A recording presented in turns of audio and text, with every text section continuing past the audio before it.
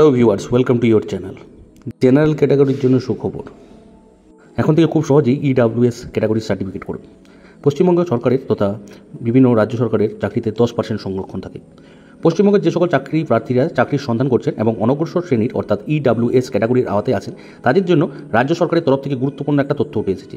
সম্প্রতি রাজ্য সরকারের তরফ থেকে একটা বিজ্ঞপ্তি জারি করে জানানো হয়েছে যে সকল প্রার্থীরা ইডাব্লিউএস ক্যাটাগরির আওতায় আসবেন তাদের জন্য খুব দ্রুত ইডাব্লিউএস সার্টিফিকেট প্রদান করা খুব সহজেই এই সার্টিফিকেট বানাতে পারবেন। ইতিমধ্যে পশ্চিমবঙ্গ সরকারের সমগ্র অনগ্রসর শ্রেণীর দপ্তর থেকে বিভিন্ন মহকুমা এবং জেলা শাসকের কাছে চিঠি পাঠিয়েছেন ছাত্রছাত্রীরা যাতে খুব দ্রুত এই সার্টিফিকেট পায়। কীভাবে সার্টিফিকেট বানাবেন আসুন বিস্তারিত আলোচনা করুন। এতদিন ধরে যে সমস্ত ছাত্রছাত্রীরা জেনারেল ক্যাটাগরির আওতায় আসতেন এবং যারা এসসি এসটি বা ওবিসি কোনো ক্যাটাগরির মধ্যে পড়তেন না, তাদের জন্য সরকারের তরফ থেকে নতুন একটা সংরক্ষণ পদ্ধতি চালু করা হয়েছে।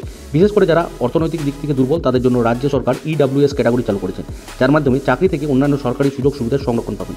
এই সার্টিফিকেট আবেদন করার জন্য ছাত্রছাত্রীদের বেশ কিছু কাগজপত্র জমা করতে হবে। সমস্ত কাগজপত্র যদি ঠিকঠাক থাকে তাহলে রাজ্য সরকারের তরফ থেকে খুব দ্রুত তা ভেরিফাই করে এই সার্টিফিকেট প্রদান করা হবে। আসুন জেনে নিই এই সার্টিফিকেট আবেদনের শর্ত।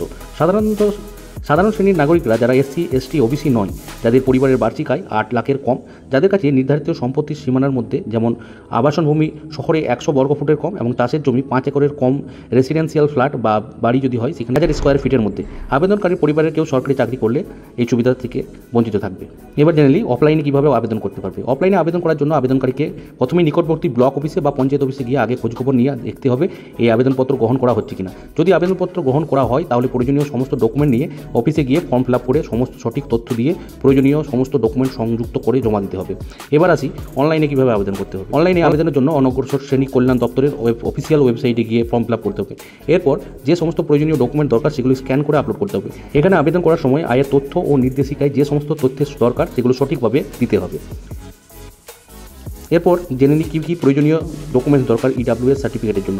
প্রথমে যদি বলি, পরিচয়পত্র হিসাবে তোমরা ভোটার কার্ড বা আধার কার্ড দিতে পারো। ঠিকানার প্রমাণপত্র হিসাবে রেশন কার্ড, বাড়ির বিল, আয় শংসাপত্র হিসাবে ব্লক অফিস থেকে জারি করা সার্টিফিকেট দরকার, পাসপোর্ট সাইজের ছবি যেটা সম্প্রতি তোলা, এবং জমির সমস্ত কাগজপত্র অর্থাৎ সম্পত্তির বিবরণ। পশ্চিমবঙ্গ রাজ্য সরকার এই উদ্যোগ নেওয়ার পেছনের কারণ হলো যারা অনগ্রসর শ্রেণীর রয়েছে তারা যেন কোনো রকম অসুবিধার সম্মুখীন না হয়ে খুব সহজে এই সার্টিফিকেট পেয়ে যেতে পারে।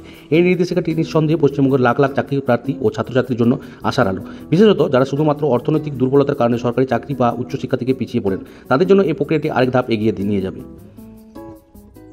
এই রকমই ইন্টারেস্টিং ভিডিওর তথ্য পেতে অবশ্যই আমাদের চ্যানেলকে সাবস্ক্রাইব করো এবং আমাদের পাশে থাকো। ধন্যবাদ।